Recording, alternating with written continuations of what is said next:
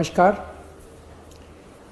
आज जो ऐलान मैं करने जा रहा हूँ उसका असर केवल दिल्ली की शिक्षा व्यवस्था नहीं, मैं समझता हूँ कि भविष्य में हमारे देश की शिक्षा व्यवस्था पर भी बहुत गहरा असर पड़ने वाला है।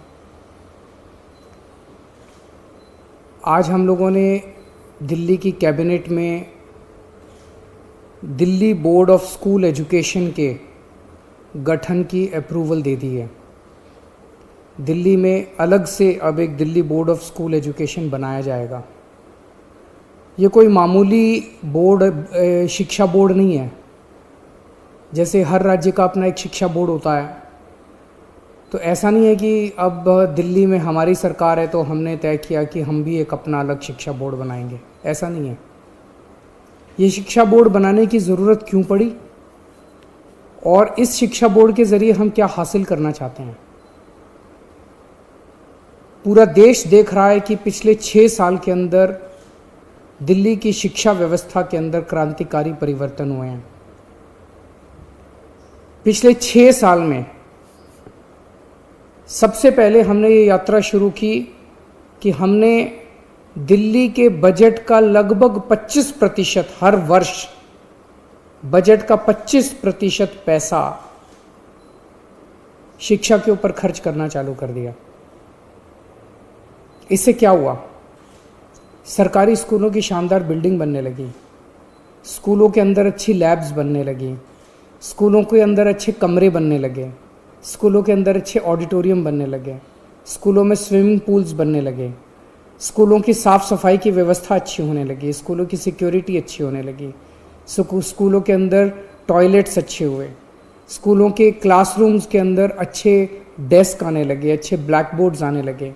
एक तरह से पूरा जो सरकारी स्कूलों का ढांचा था जो कि हीन भावना से ग्रसित था, प्राइवेट स्कूलों के अंदर अच्छा इंफ्रास्ट्रक्चर होता था, सरकारी स्कूलों के बच्चों के अंदर एक हीन भावना होती थी। जब सरकारी स्कूलों पे हमने 25% बजट खर्च करना चालू किया तो सरकारी स्कूलों का पूरा काया पलट होने लगा। दूसरा बड़ा परिवर्तन हमने किया कि अपने टीचर्स को और प्रिंसिपल्स को बहुत बड़े स्तर के ऊपर हमने ट्रेनिंग करने के लिए भेजा। हमने उन्हें कैम्ब्रिज भेजा, सिंगापुर भेजा, फिनलैंड भेजा, अमेरिका भेजा, कनाडा भेजा, IIM लखनऊ भेजा, IIM अहमदाबाद भेजा। हमारे ढेर सारे टीचर्स और प्रिंसिपल्स वहाँ से ट्रेनिंग करके लौटे। हमने अपने बच्चों को फॉरेन भेजना चालू किया। हमने अपने बच्चों को केमिस्ट्री, फिजिक्स, मैथ्स के ओलंपियाड के लिए विदेशों में भेजा। हमारे बच्चों ने भारत का नेतृत्व किया और कई जगहों से हमारे दिल्ली के बच्चे मेडल जीत के लौटे। जब ये टीचर्स और बच्चे वापस लौटे तो इनके अंदर एक ज़बरदस्त आत्मविश्वास था और कुछ कर गुजरने की इच्छा थी। तीसरा हमने बड़ा परिवर्तन किया कि हमने अपने प्रिंसिपल्स को एम्पावर किया। अभी तक हर स्कूल के अंदर दिल्ली सरकार का डायरेक्टोरेट ऑफ एजुकेशन का बहुत ज़्यादा इंटरफेरेंस होता था छोटी छोटी चीज़ों के ऊपर।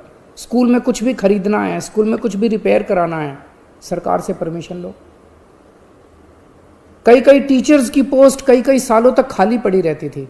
अब हमने प्रिंसिपल को पावर दे दी।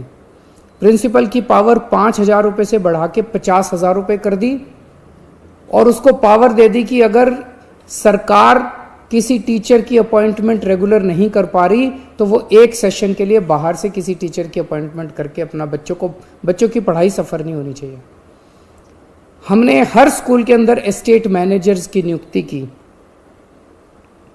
कई नए नए प्रयोग किए गए। सरकारी स्कूलों के बारे में कहा जाता है कि 5वीं क्लास तक भी बच्चे आते आते उनको ना अपनी किताब पढ़नी आती है, ना अपना एक लाइन पढ़नी आती है, ना गणित के बेसिक क्वेश्चंस आते हैं। उनको तैयार करने के लिए हमने मिशन चुनौती और मिशन बुनियाद जैसे कार्यक्रम, नए प्रयोग शुरू किए। हैप्पीनेस करिकुलम लेके आए जिससे बच्चों को मेडिटेशन कराना सिखाते हैं। बच्चों के इंटरपर्सनल रिलेशंस अपने माँ बाप के साथ, अपने परिवार के साथ, अपने दोस्तों के साथ रिश्ते अच्छे होते हैं। बच्चों के इमोशनल नीड्स पूरे होते हैं। हैप्पीनेस करिकुलम लेके आए, एंटरप्रेन्योरशिप करिकुलम लेके आए। तो इस तरह से कई सारे प्रयोग पिछले 6 साल के अंदर किए गए, जिसकी वजह से आज दिल्ली के सरकारी स्कूलों के नतीजे 98% आने लगे हैं। प्राइवेट स्कूलों से ज़्यादा नतीजे आने लगे हैं। हमारे बच्चों का इंजीनियरिंग में, मेडिकल में, बड़े बड़े अच्छे अच्छे कॉलेजेस के अंदर एडमिशन होने लगे हैं। पेरेंट्स को भरोसा हो गया है कि अब हमारे बच्चे सरकारी स्कूलों के अंदर उनका भविष्य सुरक्षित है। ये बहुत बड़ी बात है। जो पेरेंट्स पहले सरकारी स्कूलों में अपने बच्चों को भेजना नहीं चाहते थे, आज वो पेरेंट्स अपने बच्चों को सरकारी स्कूलों में जब भेजते हैं तो उनको भरोसा होता है कि उनके बच्चों का भविष्य सुरक्षित है। बच्चों के अंदर एक जबरदस्त आत्मविश्वास पैदा हुआ है। अब अगला स्टेप लेने का समय आया है। अब ये तय करने का समय आया है कि स्कूलों में क्या पढ़ाया जा रहा है और कैसे पढ़ाया जा रहा है। हम शिक्षा क्यों देते हैं अपने बच्चों को? हम शिक्षा देते हैं 3 कारणों से, और अब वो तीनों लक्ष्य, ये जो Delhi board of school education बनाया जा रहा है, ये 3 लक्ष्य पूरे करेगा। पहला लक्ष्य, हमें ऐसे बच्चे तैयार करने हैं जो कट्टर देशभक्त हों,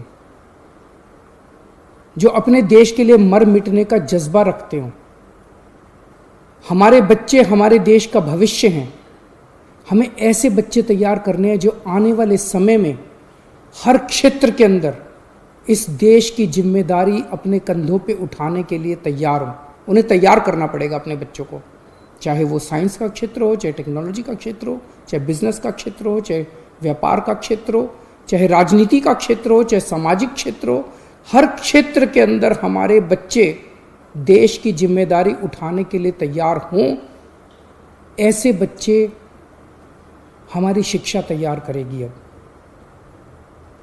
दूसरा लक्ष्य, हमारे बच्चे अच्छे इंसान बने। चाहे किसी भी धर्म के लोग हों, चाहे किसी भी जाति के लोग हों, चाहे अमीर हों, चाहे गरीब हों, ये सारी दीवारें तोड़ के एक दूसरे को इंसान समझना है और अपना जीवन एक तरफ जहां अपने परिवार के लिए वो करना है, दूसरे अपने परिवार को पालना है, दूसरी तरफ अपने समाज को और दूसरे इंसानों के लिए निस्वार्थ भाव से अपना जीवन जीना है। ऐसे बच्चे बोर्ड तैयार करेगा। और तीसरा, आज हमारे देश के अंदर सबसे बड़ी समस्या है, बड़ी बड़ी डिग्री, पीएचडी करने के बाद बीए, बीएससी, बीकॉम, एमकॉम, बड़ी बड़ी डिग्रियां करने के बाद भी बच्चों को नौकरी नहीं मिल रही। बच्चे घर में बेरोजगार बैठे हैं। ऐसी शिक्षा का क्या फायदा? अब ये बोर्ड ऐसी शिक्षा तैयार करेगा, ऐसी शिक्षा प्रणाली तैयार करेगा। हम क्या पढ़ाएंगे, कैसे पढ़ाएंगे, ये बोर्ड बच्चों को अपने पैरों पे खड़ा होने के लिए तैयार करेगा, ताकि जब शिक्षा करके वो निकले तो वो रोजगार ढूंढने के लिए दर दर की उसे ठोकरें ना खानी पड़े। उसका रोजगार उसके साथ तैयार होना चाहिए। ऐसी शिक्षा तैयार की जाएगी। इसलिए इस बोर्ड का गठन किया जा रहा है, ऐसी शिक्षा देने के लिए, ऐसा शिक्षा का कंटेंट तैयार करने के लिए, और प्रक्रिया ऐसी बनाई जाए। आज हमारा पूरा का पूरा शिक्षा तंत्र रटने पे जोर देता है। रटो और साल के अंत में 3 घंटे के पेपर के अंदर उलट के आ जाओ। ये बदलना पड़ेगा। अब रटने पे जोर नहीं होगा, अब समझने पे जोर होगा। एक बच्चे का असेसमेंट साल के अंत में 3 घंटे में नहीं लिया जाएगा। उसका असेसमेंट पूरा साल लगातार चलता रहेगा। उस बच्चे का असेसमेंट लगातार पूरा साल चलेगा। ये इंटरनेशनल स्तर का बोर्ड बनाया जा रहा है, जिसमें ढेर सारे इंटरनेशनल संस्थाओं से सहयोग लिया जाएगा। इंटरनेशनल प्रैक्टिसेस को स्टडी किया गया है और भी स्टडी किया जाएगा, और उन इंटरनेशनल प्रैक्टिसेस को हम दिल्ली में अपने स्कूलों में और अपने बोर्ड में लेके आएंगे।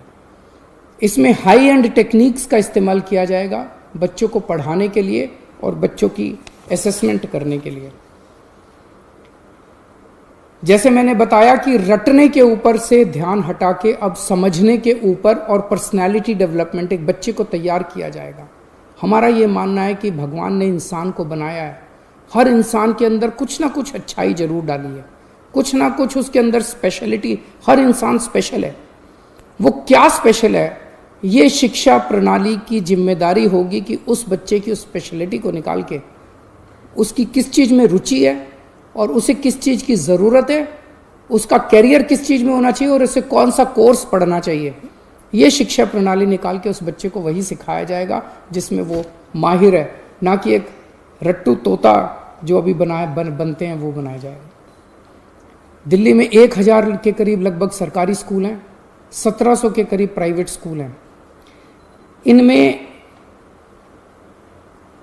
जितने बच्चे पढ़ते हैं मोस्टली सरकारी स्कूल तो सभी सीबीएसई के, सरकारी स्कूल सारे सीबीएसई के हैं और 1700 जो प्राइवेट स्कूल हैं ये भी मोस्टली सीबीएसई के हैं।